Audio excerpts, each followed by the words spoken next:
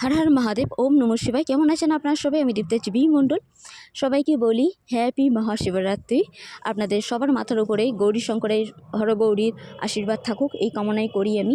আর তারই সাথে সাথে বলবো, আপনারা আজকের দিনে যতটা পারবেন ঈশ্বরের সেবা করার সাথে সাথে জীব জগতের ব্রহ্মাণ্ডের সেবার কাজে আসবেন।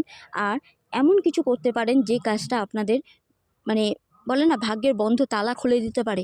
তাহলে কি করবেন? আজকের দিনে মহামৃত্যুঞ্জয় মন্ত্র যদি আপনারা সিলভার ইঙ্ক দিয়ে, মানে রূপলি কালারে কালি দিয়ে যদি আপনারা মহামৃত্যুঞ্জয় মন্ত্র লিখে ঈশান কোণে পূর্ব দিকে লাগান, তাহলে আপনাদের শারীরিক দিক দিয়ে কোনো রকম আরোগ্য লাভ করতে পারবেন।